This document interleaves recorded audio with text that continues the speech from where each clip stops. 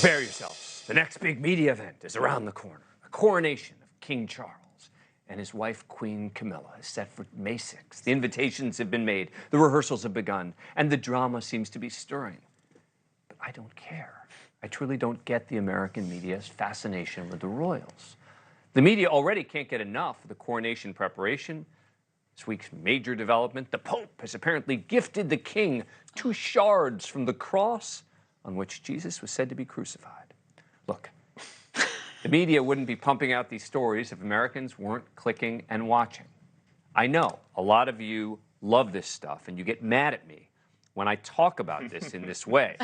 So this is why Juliet is here. Juliet has written about people's obsession with the royals. What am I missing? Trying not to get upset with you. Well, first, I think we're kind of missing the main point, which is these people are like they are the symbol of history. They're living history. They're related to every house of, European, Western European. I mean, these people are their tradition, and we love tradition here.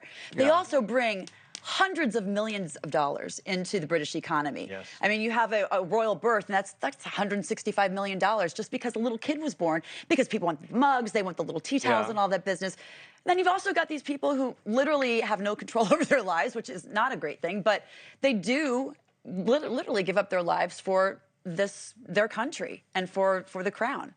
So I have to respect that. I mean, you love them. I do. I worship them, and I feel like I was at some point in my previous lives. I was a duchess or something. Yeah, maybe not a princess, but a duchess. When you talk about the history, I think about like the Roosevelts, right? I think about like Theodore and Franklin, and I look back but we don't, I met their descendants, and one's an accountant, one's a lawyer, and they not as much pomp and circumstance. I think that's the problem. We want more. I think Americans generally have this attitude of why do I want to watch these rich, famous people who are famous for no reason sit around and do nothing? We have Kardashians. Yes, I was just going to say reality. Yeah. But Dan, I want you to consider a few things. Charles is what, 72? Something, You think you've waited a long time for promotion? That alone is this is a big moment. This is a big moment wait for a job bump anyone's ever had. I wouldn't tell you to care about the royal family, but I would tell you to watch The Crown, because they're nicer, it flows better, and now that the Queen's gone, when we say God save the Queen, we mean Elton. Speaking of age. Did we convince you? No. But speaking of age, is it sexist to say that Dianne Feinstein should resign?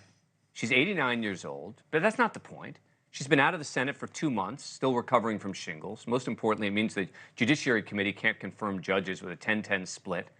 And somehow, Nancy Pelosi, and now numerous Republican senators as well, saying that it's sexist to be questioning whether she should step down or resign. I asked the same question about Fetterman at the 6-week point when I was unsure if he was going to actually ever be able to get back. I was asking the same question, but apparently a lot of people are claiming it's sexist. So let me turn to the 2 women and ask, is it sexist to be asking that question? No.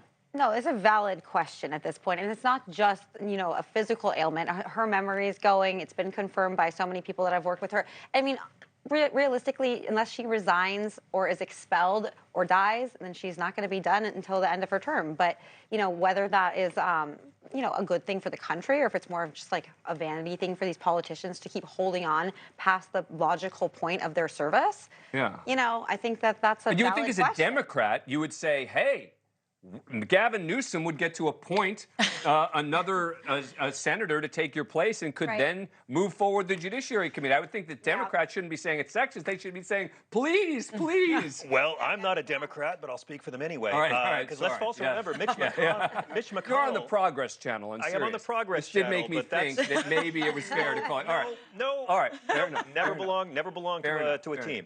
But Mitch McConnell returned to the Senate the same day as Fetterman this week as well. And was barely. He wasn't out as long. He was in the hospital for a couple of weeks. Yeah, a couple of weeks. Has but again, to me, longer there, ageism is the one ism that liberals and conservatives are both guilty of in equal measure. Having an 80-year-old president has been Harrison Ford's 80, Martin Scorsese's 80, and I think having an 80-year-old president who gets a lot done has convinced me that... I'm still 25 in my mind, even though I'm like double, but I think that the fitness...